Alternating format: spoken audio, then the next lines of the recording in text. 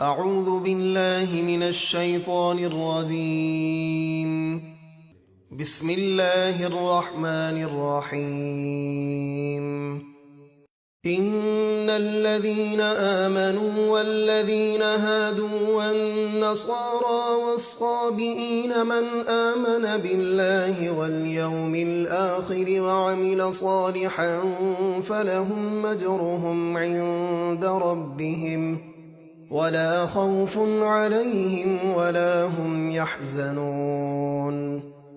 بے شک جو لوگ صرف زبان سے ایمان لائے یعنی منافقین اور یہودیوں اور عیسائیوں اور ستارہ پرستوں میں سے جو بھی سچے دل سے اللہ اور آخرت کے دن پر ایمان لائیں اور نیک کام کریں تو ان کا ثواب ان کے رب کے پاس ہے، اور نہ انہیں کوئی خوف ہوگا اور نہ وہ غمگین ہوں گے۔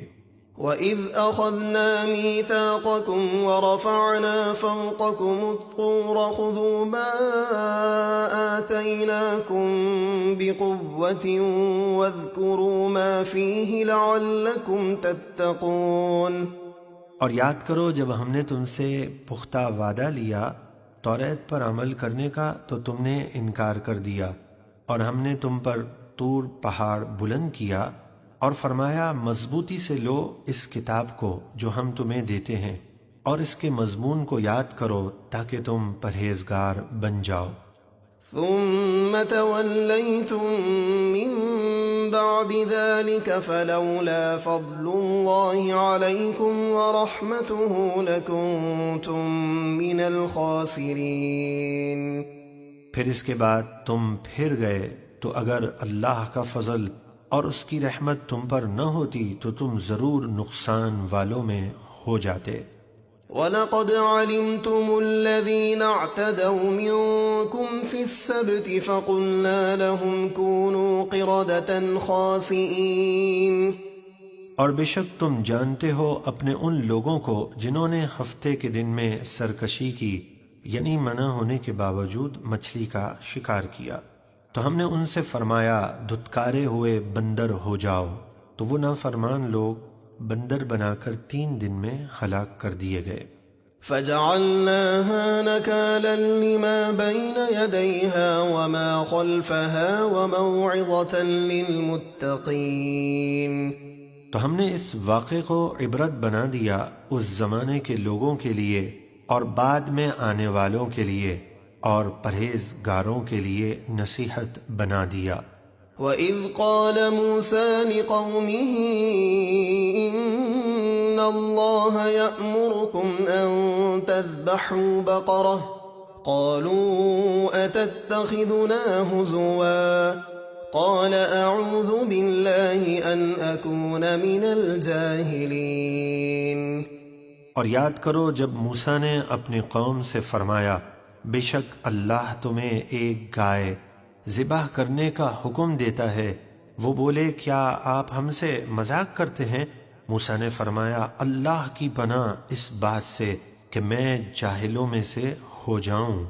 قالوا ادع لنا ربك يبين لنا ما هي قال إنه يقول إنها بقرة لا فارض ولا بكر عوان بين ذلك فافعلوا ما تؤمرون۔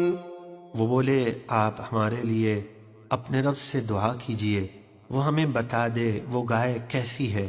موسیٰ نے فرمایا بے شک وہ فرماتا ہے کہ وہ ایک گائے ہے، نہ بوڑھی نہ بچیا، بلکہ ان دونوں کے بیچ درمیانی عمر کی، تو تم کرو جس کا تمہیں حکم ہے۔